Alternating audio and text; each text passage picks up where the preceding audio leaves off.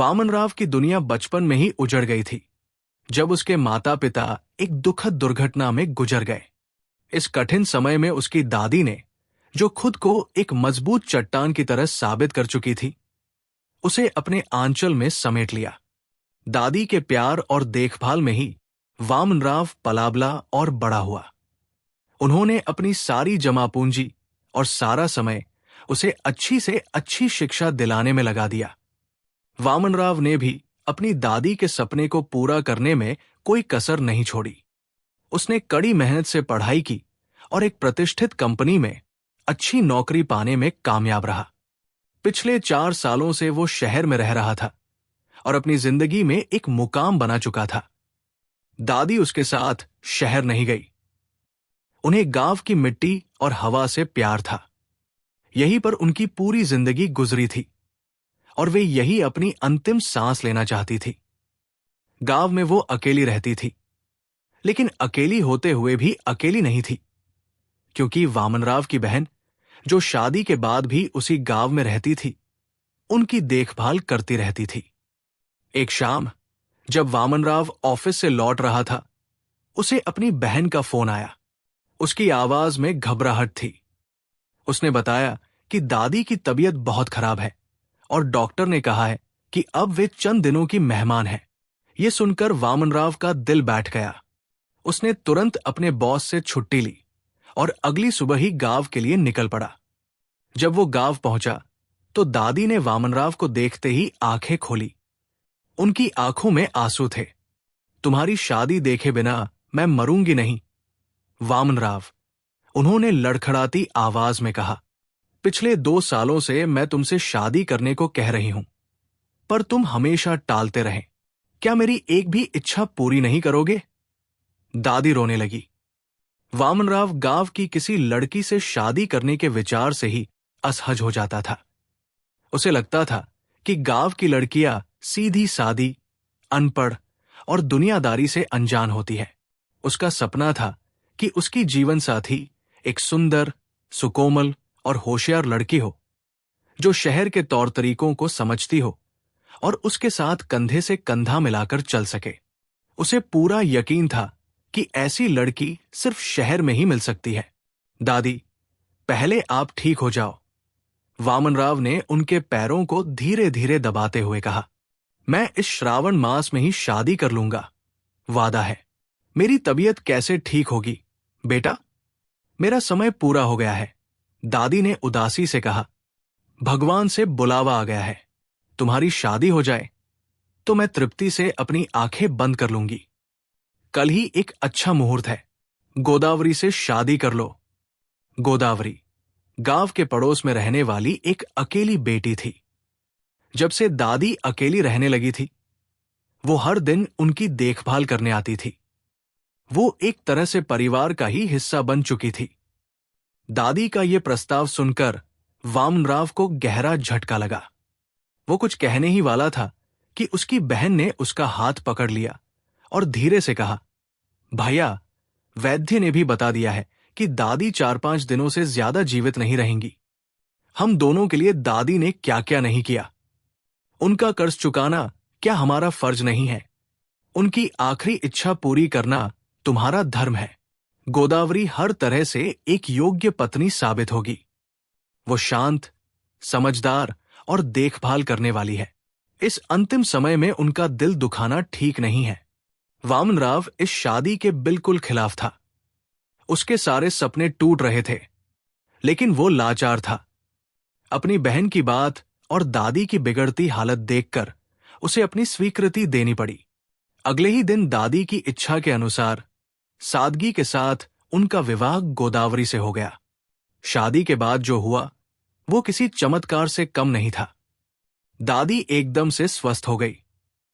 उन्हें देखकर कोई नहीं कह सकता था कि कल वे मृत्युशैया पर थी। ऐसा लग रहा था मानो किसी मंत्र ने उन्हें नया जीवन दे दिया हो। एक सप्ताह बाद गोदावरी और वामनराव शहर के लिए निकल पड़े। निकलते समय दादी ने उन्हें रोका और कहा, इस महीने में ही मर्यादा पुरुषोत्तम श्रीराम के दर्शन कर लेना। मैंने भगवान राम से वादा किया है। मेरी ये मनौती पूरी करना भूलना मत। किराए की गाड़ी में बैठकर जब वे शहर जा रहे थे तो वामनराव ने गोदावरी को समझाना शुरू किया। तुम तो एकदम गवारिन हो। शहर से गुजरते हुए यहां की दुकानों, गलियों और बड़ी बड़ी इमारतों को आंखें फाड़ फाड़ कर मत देखना। ऊंची आवाज में मत बोलना। ऐसे मत हंसना कि तुम्हारे सारे दांत दिखें। ऐसी आदतें छोड़ दो जिनसे तुम्हारा गवारूपन जाहिर हो। गोदावरी ने चुपचाप उसकी बातें सुनी। शहर आकर उसे अपना नया पारिवारिक जीवन अच्छा तो लगा, लेकिन पति का बार बार ये कहना कि तुम गवारिन हो, शहर की जिंदगी क्या जानो, उसे अंदर तक दुख पहुंचाता था। अपनी चोटी इतनी कसकर क्यों बांधती हो? माथे पर इतनी बड़ी लाल बिंदी देवी मां की तरह क्यों लगाती हो? दादी की तरह साड़ी क्यों लपेटती हो? नई नई ब्याही हो, नए रंग रंग सीखो और जियो। वामनराव कभी कभी झुंझलाकर उससे ये बातें कहता रहता था, लेकिन गोदावरी में सीखने की तीव्र इच्छा थी। 20 दिनों के अंदर ही उसने शहर की लड़कियों की तरह खुद को सजाना संवारना सीख लिया। उसकी साड़ी पहनने का तरीका, बालों को सजाना और बिंदी का आकार सब बदल चुका था। जब शहर में आए 1 महीना पूरा होने वाला था तो गोदावरी ने वामनराव को दादी की मनौती की याद दिलाई। वामनराव ने निराशा से कहा, दादी की बीमारी और शादी की वजह से मैंने 10 दिन की छुट्टी ली थी। मेरे बॉस का नाम उग्र नरसिंह है और जैसा नाम है वैसा ही उनका स्वभाव भी।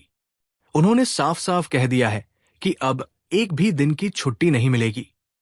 गोदावरी ने पल भर सोचा और फिर शांत स्वर में कहा, तुम्हारे अधिकारी का नाम उग्र नरसिंह है तो उनके कुलदेवता भी नरसिंह स्वामी ही होंगे।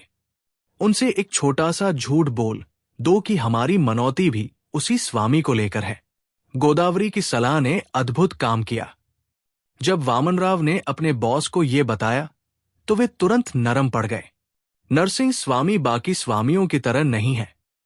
उनकी मनौती पूरी करने में देरी नहीं करनी चाहिए। मैं तुम्हें 1 दिन की छुट्टी दे रहा हूं, कल ही चले जाना, अधिकारी ने उत्सुकता दिखाते हुए कहा। अगले दिन तड़के ही पति पत्नी किराए की गाड़ी से रामापुर के लिए निकल पड़े। रास्ते में वामनराव ने अपनी बहन की दी हुई 2 सोने की चूड़ियां गोदावरी को देते हुए कहा, मेरी बहन ने कहा है कि रामापुर की सोने की दुकानों में बिल्कुल नए डिजाइन की चूड़ियां मिलती है। इन पुरानी चूड़ियों को बदलवाकर नई ले लेना। इन्हें सावधानी से पेटी में रख लो। रामापुर पहुंचते पहुंचते दोपहर हो गई। कस्बे में घुसते ही एक बड़ी धर्मसराय दिखी। पति पत्नी गाड़ी से उतरे। सराय के अधिकारी ने उन्हें बताया कि कोई कमरा खाली नहीं है। वामनराव निराश हो गया, पर तभी गोदावरी ने उस अधिकारी से बड़ी आत्मीयता से बात की। राम शास्त्री जब भी हमारे घर आते वे हमेशा कहते थे कि अगर कभी रामापुर आओ तो इसी सराय में ठहरना।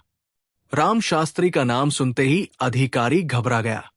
अरे, मैं तो भूल ही गया था, उसने हड़बड़ी में कहा।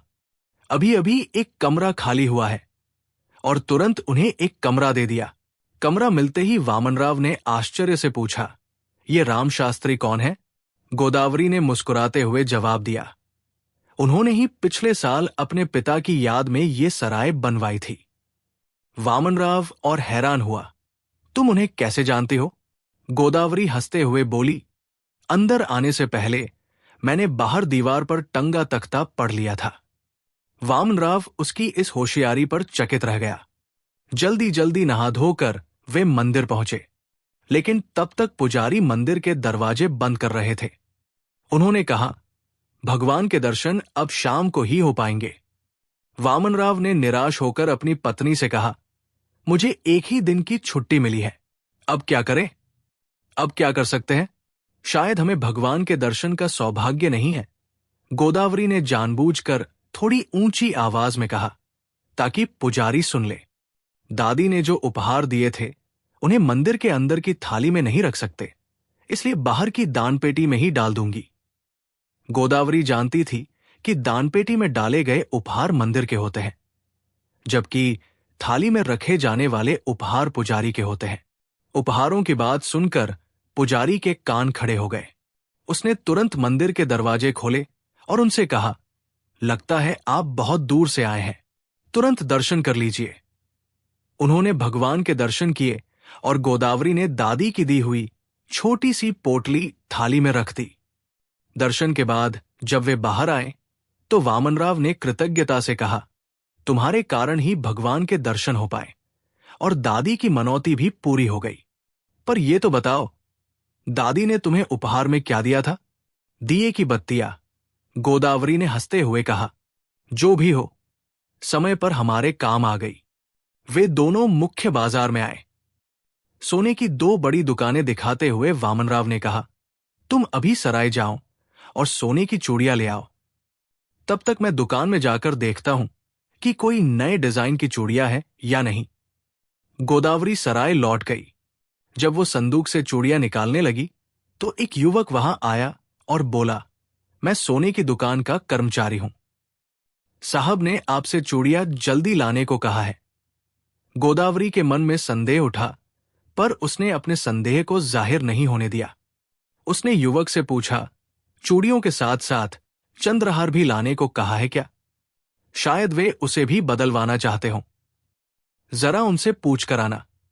वो युवक थोड़ी देर में लौटा और बोला, हां, साहब ने चंद्रहार भी लाने को कहा है। ये सुनते ही गोदावरी चिल्लाई, अरे चोर, उचके, अभी पुलिस को बुलाकर तेरे हाथों में हथकड़ियां डलवाती हूं।